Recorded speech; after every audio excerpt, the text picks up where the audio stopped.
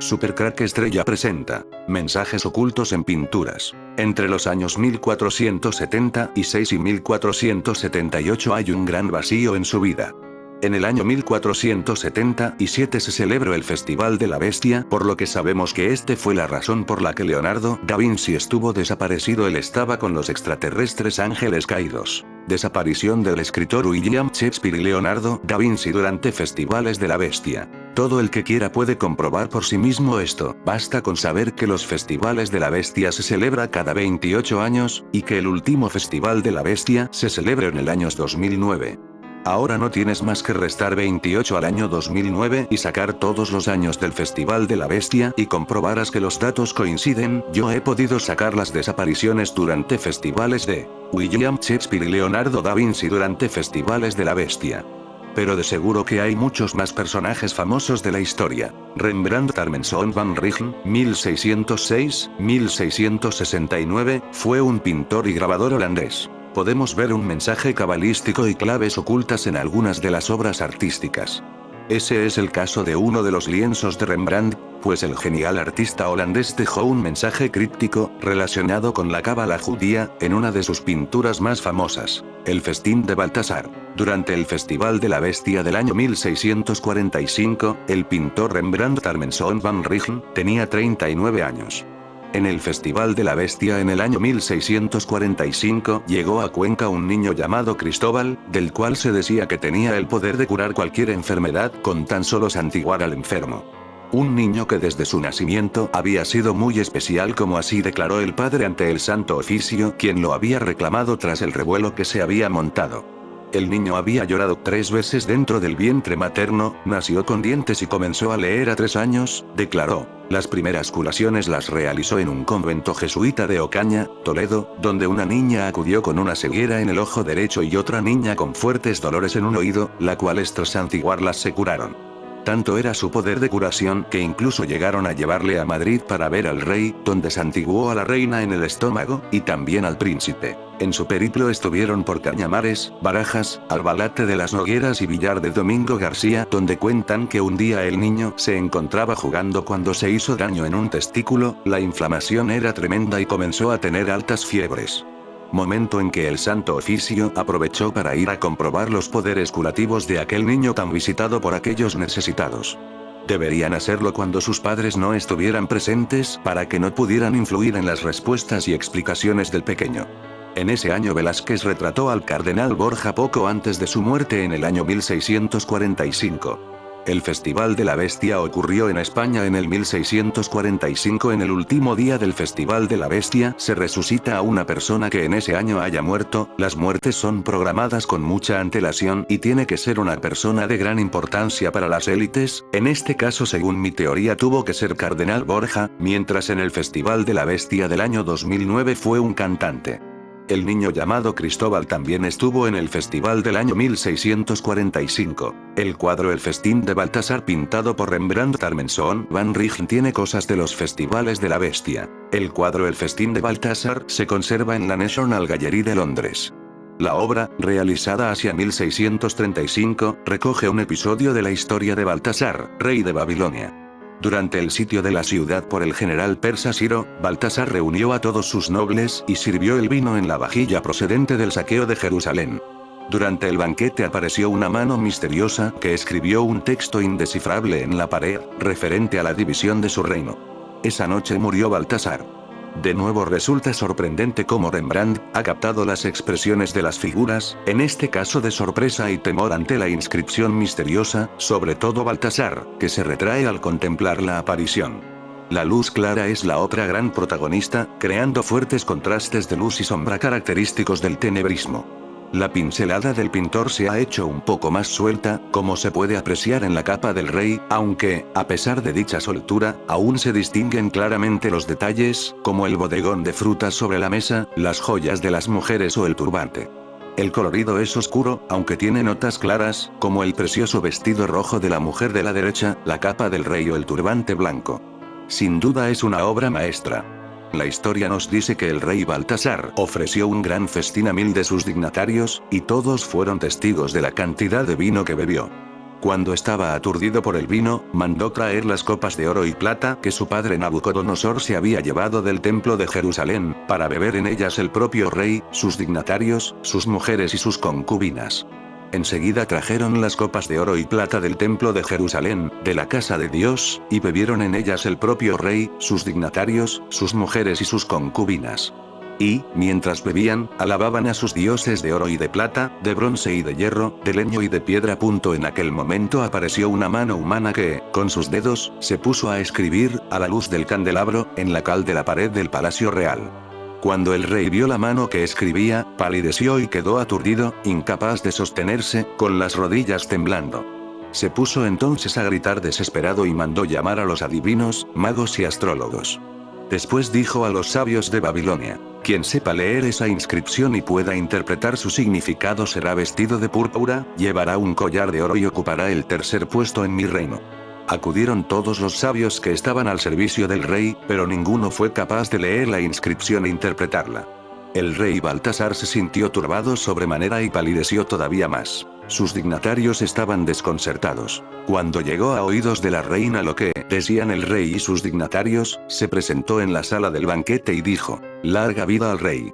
No te alarmes ni palidezcas, pues tienes en tu reino a un hombre que participa del espíritu de los dioses santos. En vida de tu padre demostró tener una clarividencia, una inteligencia y una sabiduría propias de los dioses. El rey Nabucodonosor, tu padre, lo nombró jefe de los magos, adivinos, hechiceros y astrólogos. Se llama Daniel, aunque el rey le puso por nombre Baltasar. Parece estar dotado de un saber y de una inteligencia superiores, capaces de interpretar sueños, descifrar enigmas y resolver complicados problemas. Que llamen, pues, a Daniel para que te interprete la inscripción. Daniel fue traído de inmediato a la presencia del rey, que le preguntó: ¿eres tú Daniel, uno de aquellos deportados que mi padre, el rey, trajo de Judá? He oído decir que participas del espíritu de los dioses y que sobrepasas a todos en clarividencia, inteligencia y sabiduría.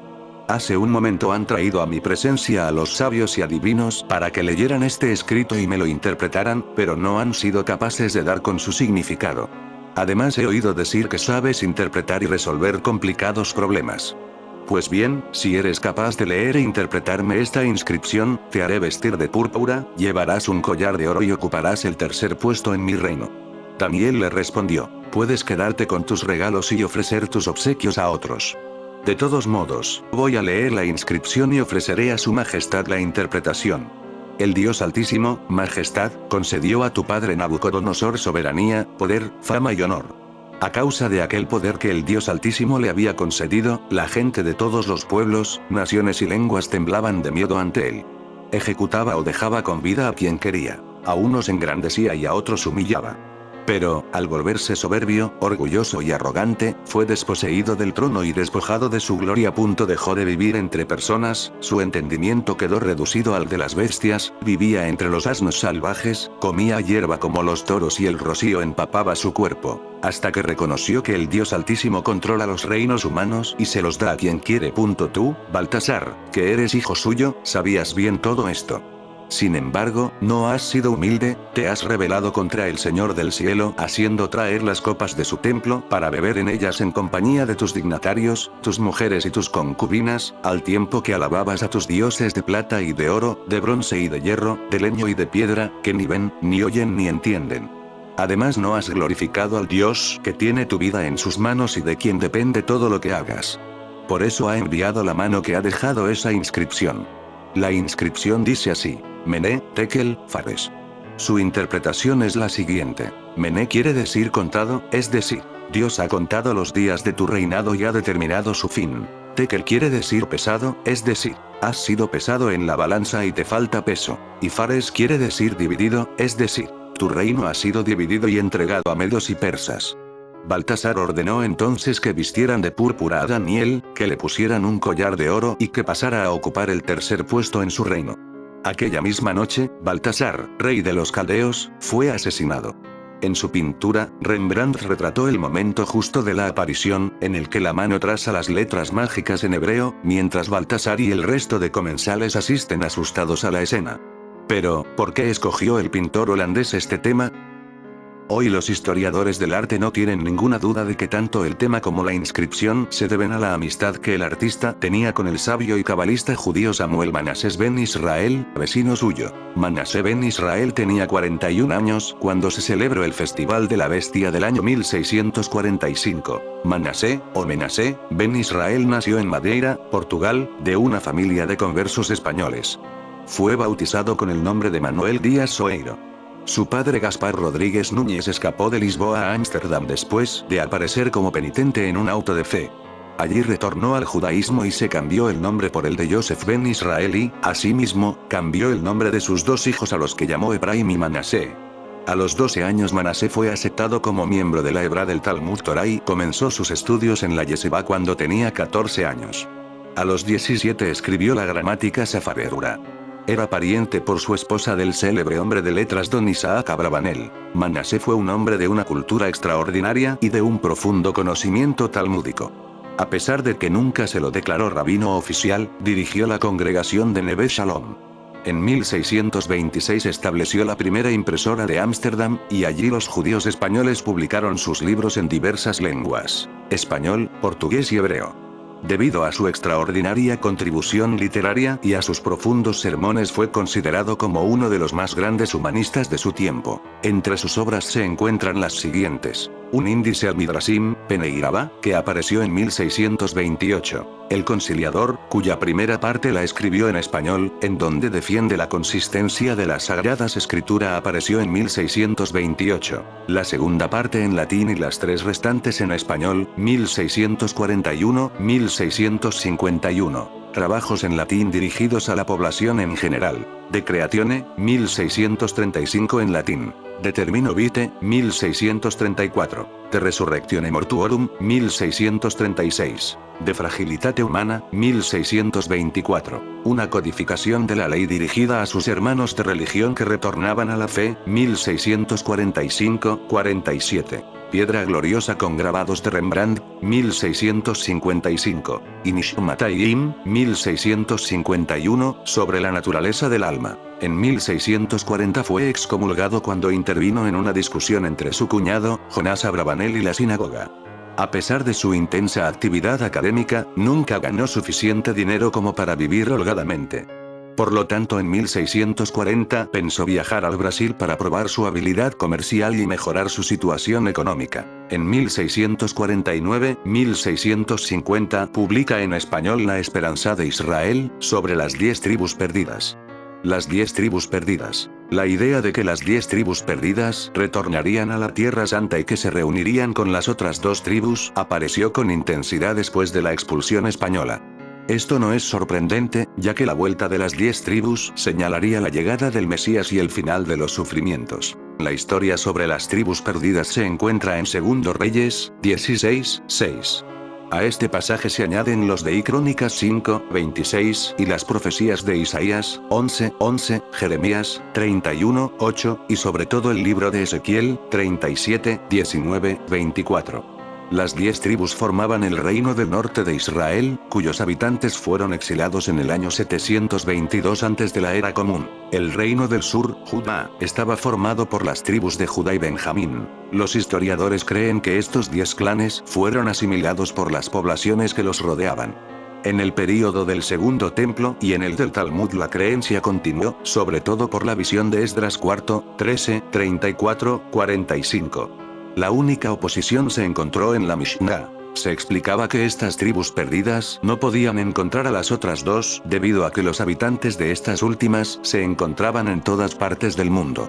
Se decía que las tribus se encontraban detrás de un misterioso río Sambatión, en Antioquía y dispersas alrededor del mundo. Rembrandt no solo había realizado un retrato de Manassés, sino que también ilustró su libro Piedra Gloriosa con 4 grabados.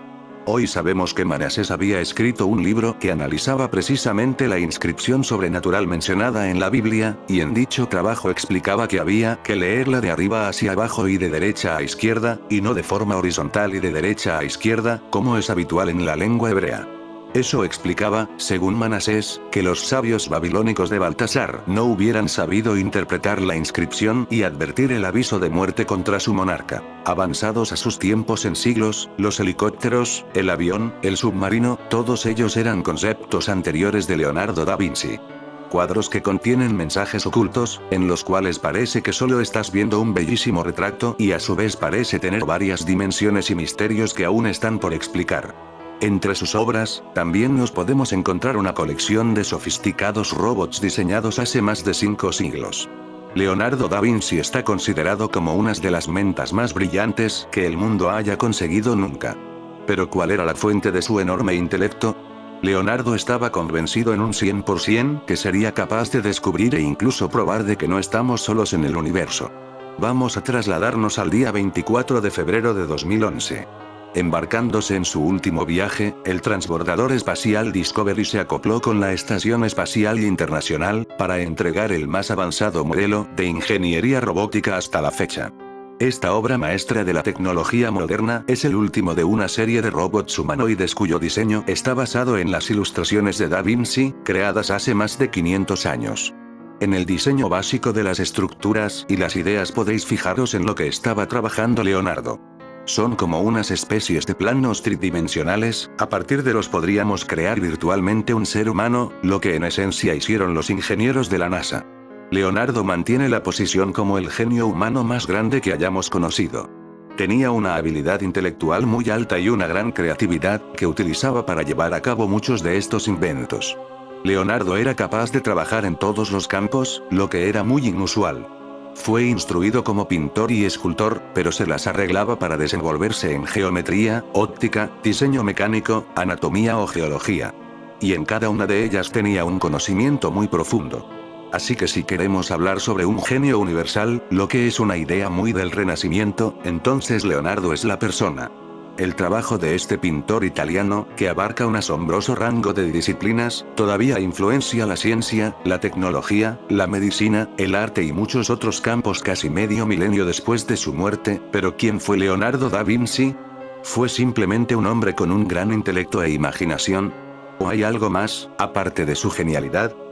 Leonardo da Vinci nació en las afueras de Florencia, en Vinci, el 15 de abril de 1452. Vivió durante el apogeo del Renacimiento italiano, una era marcada por grandes logros artísticos y científicos, y por una búsqueda universal de conocimiento. Renaissance es el término en francés para el Renacimiento y se vio a sí mismo como el nuevo nacimiento de los valores que, de alguna forma, se atribuían románticamente al pasado, a la antigua Gracia y a la antigua Roma. Contemplan el millar de años que ha pasado entre Roma y el auge del Renacimiento, y quieren traer de nuevo la luz del humanismo con la innovación intelectual y artística.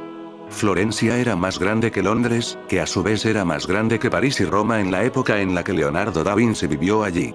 Pero mientras que el Renacimiento era considerado una era de iluminación, fue también un tiempo fuertemente dominado por la Iglesia Católica Romana. Cuando llegamos al Renacimiento, la Iglesia regia prácticamente todo, así que todos los artistas, prácticamente todo aquel que supiera leer y escribir, estaba involucrado en el sistema monástico de la Iglesia, y por supuesto, este es el patrón principal de todos los diferentes artistas del Renacimiento. Estamos en una época en la que todo está sujeto al escrutinio de la Iglesia. Un joven llamado Leonardo da Vinci aceptó uno de sus primeros encargos artísticos. Se trataba de la ilustración de un escudo de madera con una representación del monstruo de la Grecia mítica, Medusa, una gorgona cuya cabeza estaba llena de serpientes. Leonardo dibujó una medusa tan terrorífica, que su padre llegó a pensar que estaba viendo serpientes vivas. Pero ¿por qué cuando los más prominentes artistas de su tiempo pintaban imágenes de la Biblia judeo-cristiana, Leonardo escogió representar un monstruo de la Grecia mítica? Una de las teorías que existen en la actualidad cree que podría estar basado en una criatura extraterrestre, por lo que nos preguntamos, ¿tuvo Leonardo encuentros con seres de otros planetas? Cuando lo comparamos con los genios modernos, sabemos que estas personas estaban muy interesadas en la idea de que no estamos solos en el universo, que de alguna manera seres extraterrestres habían contactado con nosotros. Leonardo da Vinci era una persona que creía en la existencia de seres extraterrestres, que podemos encontrar en algunos extraños trabajos que realizó durante su carrera artística. Cuando aún era un adolescente, Leonardo consiguió entrar como aprendiz de uno de los renombrados artistas de su tiempo, Andrea del Verrocchio. Y generalmente se considera que su más notable colaboración durante este período fue la Anunciación, que representa una de las escenas en la que la Virgen María es informada por un ángel que pronto concebirá al Hijo de Dios. Verrocchio parece haber comenzado la pintura y lo hizo usando un medio tradicional de tempera de huevo, en el cual el huevo es aglutinante para los pigmentos. Pero, en algún punto de esta obra, Leonardo intervino terminando la famosa pintura y pintando un ángel. En 1989 expertos en Florencia realizaron un extenso examen de la Anunciación para verificar si el ángel de la pintura fue realmente obra de Leonardo. Tras una exhaustiva inspección, se concluyó que sin lugar a dudas fue obra del artista. Pero, además, descubrieron algo extraño e inesperado. Cuando fue sometido a rayos X, el ángel de Leonardo se volvió completamente invisible. Sabemos a día de hoy que Verrocchio usó una pintura con base de plomo para, al menos, una parte de la Virgen María. Leonardo, por el contrario, parece haber usado pigmentos bastante diferentes. Leonardo lo completó usando una pintura sin base de plomo, por lo que cuando usamos cierta tecnología de rayos X, el ángel de Leonardo desaparece completamente. Ahora, ¿por qué Leonardo, siendo un aprendiz, terminaría el trabajo de su mentor con un tipo de pintura diferente? Una posible explicación para esto es que hubiera dejado algún tipo de mensaje, ya que era muy conocido por ocultar cosas en sus propias pinturas. ¿Podría haber pintado Leonardo da Vinci un ángel sabiendo que estaba creando a su vez un mensaje secreto que no sería descubierto durante 500 años? Y en caso de ser así, ¿por qué? Algunos estudiosos de la vida de Leonardo creen que las respuestas se pueden encontrar al examinar la siguiente etapa de su vida. Entre los años 1476 y 1478 hay un gran vacío en su vida. En realidad no tenemos conocimiento de dónde estuvo o qué estuvo haciendo en aquellos años. Durante este tiempo, desaparece completamente de los registros históricos. Ni siquiera sabemos en qué ciudad estuvo viviendo, ni con quién estuvo trabajando, ni qué estuvo haciendo. ¿Qué podría explicar que un hombre de la estatura de Leonardo da Vinci desapareciera de todos los registros conocidos, en especial cuando fue durante este período cuando recién comenzaba a hacerse importante? Se cree que Leonardo estuvo bajo la tutela de algunos personajes especiales, gente que le estaba mostrando cosas que una persona normal no habría visto. Quizás, como el profeta bíblico Enoc, fue incluso subido a bordo de una nave espacial y los alienígenas le mostraron la Tierra desde el espacio y le enseñaron un concepto del cosmos, máquinas e invenciones y de la Tierra misma. Es posible que en realidad Leonardo da Vinci haya recibido ideas de seres venidos de otros planetas como afirman algunos investigadores. Un hecho es cierto, que tras el regreso de Leonardo a Florencia, en 1478, su producción creativa alcanzó un nivel completamente nuevo, yendo más allá del arte y extendiéndose en otras muchas disciplinas más. Realizaría mapas aéreos de ciudades italianas con increíble precisión y exactitud. Diseñaría y construiría el primer vehículo aéreo propulsado del mundo e inventaría máquinas avanzadas a su tiempo en años e incluso en siglos. Hay personas que opinan que es muy probable que haya detrás de todo esto una influencia extraterrestre, dados todos sus conocimientos, puesto que hay gente a lo largo de la historia que misteriosamente aparece cada pocos siglos y contribuyen al avance de la especie humana. ¿Cuál era el secreto tras la increíble explosión de creatividad de Leonardo da Vinci? Y porque durante la época en que surgió gente como Copérnico, Miguel Ángel y Shakespeare, da Vinci se alzó por encima de sus contemporáneos. Algunos investigadores creen que las respuestas se encontrarían examinando los cuadros de Leonardo y los diferentes y numerosos mensajes secretos ocultos que se encuentran en sus famosas obras de arte. Vamos a trasladarnos hasta el Vaticano. Erigida entre las paredes fortificadas de un terreno de 0,44 kilómetros cuadrados y rodeada por la ciudad de Roma, es la nación independiente más pequeña del mundo. Fue allí entre 1513 y 1516, cuando Leonardo da Vinci empezó a realizar un acto que, para aquella época, era un crimen castigado con la muerte: la disección de cadáveres humanos. Leonardo fue desde Milán hasta el Vaticano para pintar, pero como el Vaticano tenía grandes catacumbas, eran sitios muy fríos y así se podía diseccionar un cadáver sin perderlo por descomposición. Hoy día sabemos que se realizaron numerosas autopsias en el Vaticano bajo la presencia del Papa, quien, según la política de la Iglesia Católica, lo habría prohibido. Entre los años 1476 y 1478 hay un gran vacío en su vida.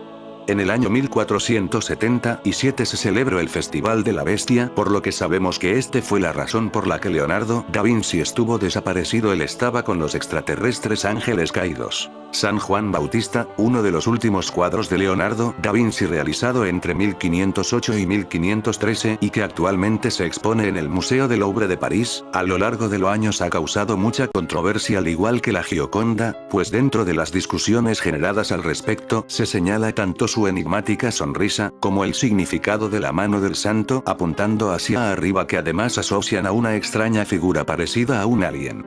De acuerdo con algunas investigaciones históricas y teorías de conspiración, Da Vinci escondió mensajes en sus pinturas que los conectaban a una posible vida extraterrestre, los cuales se han ido descubriendo al momento de manipular tanto los colores de las obras como su posición. Por ejemplo, en el caso de la obra de San Juan Bautista, se descubrió que si se pone frente a un espejo, se puede ver la figura de una cara alienígena entre ambas piezas. Algo curioso de este hallazgo es que precisamente los dedos del santo apuntan y encajan a la perfección al rostro del alien oculto, y algunos estudios han revelado que dicho señalamiento que da hacia el cielo se refiere a Dios. Por otro lado, en la Mona Lisa se ve el mismo caso, pues también se encontró un rostro extraterrestre en la pintura reflejada en un espejo. Da Vinci y su relación con los ovnis y extraterrestres. A lo largo de la historia han existido muchas teorías que relacionan a Leonardo da Vinci con la vida extraterrestre. Incluso el investigador Scott Seward en algún momento mencionó que el propio pintor fue uno de ellos, y eso no está alejado a la teoría que señala que los aliens están mezclados con los propios humanos en el planeta Tierra. Por otro lado, como se sabe que el pintor e inventor desapareció en 1476 y reapareció en Florencia en 1478, algunas personas se preguntaron en dónde estuvo entre esos años cuando no se supo nada de él, ya que además a su regreso su arte cambió, pues empezó a dibujar máquinas y objetos voladores muy complejos para la época. Fue allí entre 1513 y 1516, cuando Leonardo da Vinci empezó a realizar un acto que, para aquella época, era un crimen castigado con la muerte: la disección de cadáveres humanos da Vinci.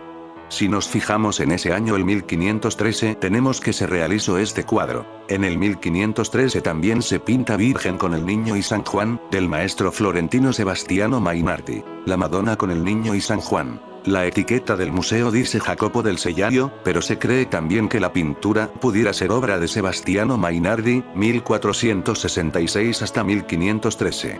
En esta pintura se puede ver un objeto extraño en el cielo detrás de la escena principal que representa a la Virgen María junto a un San Juan infante, el cual sostiene al niño Jesús entre sus brazos. La Virgen de San Giovannino. En esta obra del siglo XV que se le atribuye a Domenico Ghirlandaio se observa a la Virgen María y dos niños. Detrás de la Madre de Jesús se ve un aparato volador desconocido, y debajo de ese objeto se ve un hombre observándolo y un perro que parece ladrando, lo cual indica por parte del artista que es algo importante observarlo, que no se trata de una vulgar nube. Y es que los extraterrestres ángeles caídos dejaron muchos mensajes para nosotros en el siglo XV. He aquí un ejemplo más que intenta decirnos el manuscrito Voynich. Si hojearas el pergamino desgastado del manuscrito Voynich, te encontrarías página tras página de texto incomprensible. El volumen está escrito completamente en un idioma o código que nadie ha podido identificar aún, acompañado de una serie de ilustraciones vívidas y seductoras. Además de no poder decodificar el contenido del manuscrito, los académicos tampoco saben quién lo creó, o por qué eligieron hacerlo aparentemente indescifrable. El pergamino que compone el manuscrito data del siglo XV y probablemente se produjo en Europa Central a finales del siglo XV o XVI. Como no podemos entender el texto, las ilustraciones son la mejor indicación del contenido del manuscrito. Aparentemente incluye material médico y científico, con páginas dedicadas a las propiedades medicinales de las plantas, así como a las sustancias farmacéuticas que se pueden derivar de ellas, una sección sobre astrología y astronomía, y un segmento que puede, o no, enumerar recetas. Sin embargo, parte del material visual es muy difícil de interpretar. Una secuencia de ilustraciones muestra figuras femeninas desnudas reclinadas en agua u otro fluido, rodeadas de sistemas de tuberías. ¿Será que muestran literalmente los beneficios terapéuticos del baño o serán alegóricas? A la luz de las ilustraciones, es posible que el texto en sí mismo esté relacionado con el aprovechamiento de los poderes de la naturaleza y el cosmos, potencialmente a través de procesos mágicos y alquímicos. Estas ideas habían ganado una gran tracción en Europa en esa época, pero los experimentos típicamente eran realizados clandestinamente. El compilador del manuscrito probablemente quería mantener esos conocimientos en secreto, tanto para evitar que otros se lo apropiaran como porque la Iglesia y las autoridades seculares desaprobaban la alquimia y la magia. El manuscrito se encontraba en la corte de un personaje fascinado por la alquimia y la magia, el Sacro Emperador Romano Rodolfo II, 1552-1612. Rodolfo bien pudo haberlo adquirido del astrólogo inglés John Dee, 1527-1608, quien compartía su interés por lo oculto. Leonardo da Vinci falleció en el 1519 y déjame que te cuente una historia ocurrida en ese año donde muere Leonardo da Vinci, año 1519. La historia se encuentra en un libro llamado Aradía, el Evangelio de las Brujas. En un pequeño pueblo de la España de 1519, habían desaparecido 3 niños. Las desapariciones tenían el mismo patrón. Días antes de desaparecer los niños amanecían con dientes flojos, tenían moretones en el cuerpo y cambiaban su carácter. Algo les sucedía por las noches. El primero en desaparecer fue un niño de 5 años. Su madre escuchó ruidos en la cocina, pensando que eran ratas devorándose el trigo. Fue a revisar, pero no encontró nada. Al regresar a su cama, su hijo ya no estaba. La segunda en desaparecer fue una niña de 6 años. Estaba enferma desde hace días. Tenía la lengua morada, y moretones en el cuerpo, además los dientes flojos. Una noche mientras todos cenaban, los candiles de la casa se apagaron, y la niña se desvaneció de la mesa. El último caso fue el de un niño de 6 años. Su padre lo había dejado en el corral para que jugase con las crías de cabras recién nacidas. Pero cuando volvió por él, había desaparecido. Días antes el niño manifestó que 2 mujeres habían entrado a su cuarto, le abrieron su boca y le sujetaron los dientes con sus dedos hasta dejarlos blandos. Lo peor del último caso era que la esposa del hombre no creía en la inocencia de su marido. Ella lo acusaba a él de ser el culpable. La mujer argumentaba que su marido era alcohólico, que siempre la golpeaba y nunca recordaba nada. Era violento hasta con los niños, seguro le hizo algo y ocultó su cuerpo en el bosque, decía la mujer. Con ese testimonio el hombre fue sentenciado a ser ejecutado en la horca si no devolvía al niño con vida en el transcurso de un mes. Desesperado se adentró en el bosque para buscar a su hijo y probar su inocencia. Estaba seguro que alguna bestia se lo había llevado.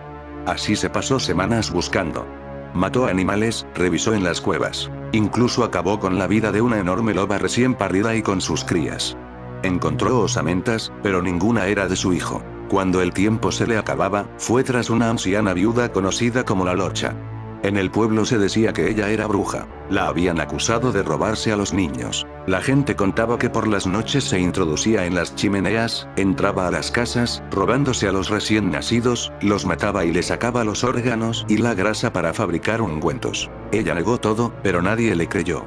Por lo que decidió irse a vivir sola al bosque. El hombre desesperado le dijo que no quería hacerle daño, pero que de ser necesario la mataría.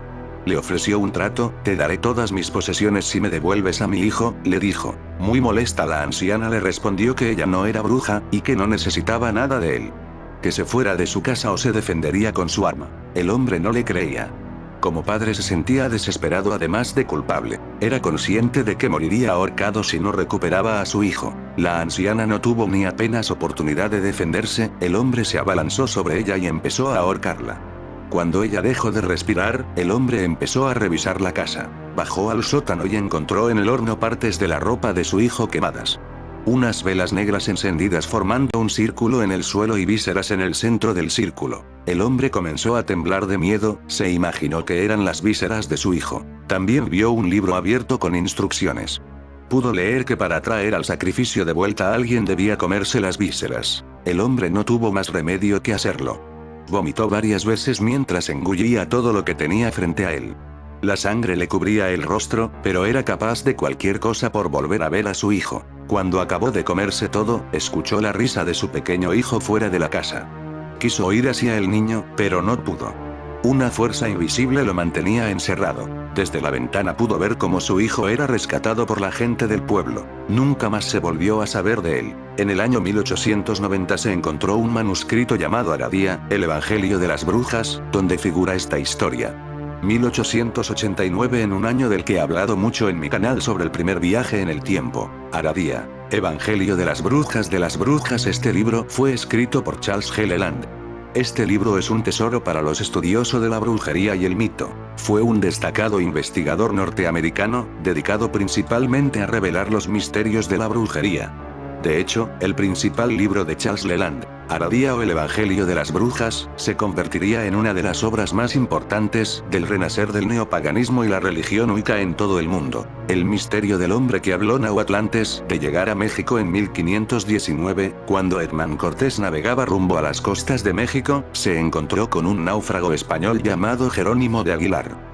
Llevaba 8 años perdido en las costas de Yucatán, donde había aprendido la lengua maya para sobrevivir. Lo interesante es que, poco después, los españoles capturaron a una mujer indígena conocida como la Malinche, que hablaba maya y náhuatl. Gracias a Aguilar y Malinche, Cortés pudo comunicarse con los mexicas. Él hablaba español a Aguilar, Aguilar traducía al maya, y Malinche lo pasaba al náhuatl. Este teléfono descompuesto lingüístico fue clave para que los españoles negociaran, manipularan alianzas y, finalmente, conquistaran Tenochtitlán. Sin ellos, la historia podría haber sido muy distinta. Leonardo da Vinci falleció en el 1519 y déjame que te cuente una historia ocurrida en ese año donde muere Leonardo da Vinci hace poco más de 2 siglos, que en la Plaza del Zócalo, que en el mero centro de Ciudad de México, capital federal, encontraron la tremenda piedra, un enorme disco de basalto de 3,6 metros de diámetro.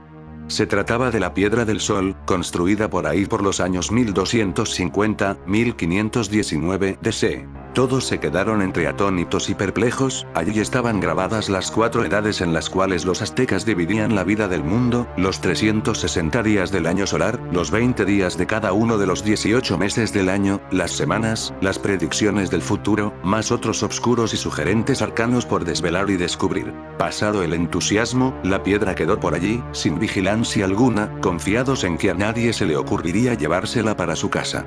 Todo bien, hasta que se les ocurrió ponerla en una de las paredes de la catedral. Profundo error, los indios llegaban a adorar su piedra sagrada y todos los otros a tirarle piedras y basura, al considerarla un insufrible testimonio de paganismo. No sin razón, en el centro del monolito se encuentra el rostro del dios solar Tonatiuh, con sus 2 manos, cada una con un ojo, porque nada se le puede ocultar. Además, sus garras apresan un corazón humano, para indicar que se tomaba las cosas en serio. Octubre, 1519. La matanza de Cholula. Existe una gran polémica sobre las razones por las que las huestes de Cortés y sus aliados tlaxcaltecas realizaron la masacre 8 de noviembre de 1519. El encuentro de Cortés y Moctezuma Gioconda. El genio Leonardo da Vinci pintó entre los años 1503 y 1519. Entre las obras más reconocidas de da Vinci se encuentra la Gioconda, quizás como la más conocida. También llamada la Mona Lisa, fue adquirida por el rey Francisco I de Francia a comienzos del siglo XVI. Siendo propiedad del Estado francés desde la fecha. Este cuadro siempre ha estado rodeado de misterios y enigmas. Fue robada en 1911 y se copió muchas veces, convirtiéndola en la obra más reconocible en todo el mundo. Pero hay algo aún más intrigante, lo que algunos han llamado la prueba definitiva de la existencia de la vida extraterrestre. Un extraño ser humanoide al que se le conoce como el sacerdote de origen extraterrestre, oculto dentro de la Mona Lisa. Muchos teólogos creen que da Vinci ocultó códigos secretos y mensajes subliminales en la mayoría de sus obras. De ser cierto esto, es normal pensar que la Mona Lisa fue pintada para ocultar importantes hechos históricos, religiosos y, quizás, relacionada con la existencia alienígena y su participación dentro de la Iglesia Católica Romana. Sacerdote extraterrestre. Si esto es cierto, entonces es razonable suponer que la Mona Lisa fue pintada para ocultar importantes hechos históricos y religiosos, posiblemente relacionados con la presencia extraterrestre y su participación subrepticia dentro de la Iglesia Católica Romana. Sin embargo, el vídeo no ofrece ninguna explicación posible sobre la existencia de dicho ser y admite haber realzado los colores de la pintura para hacer más visibles sus rasgos. Adiós amigos de Supercrack Estrella.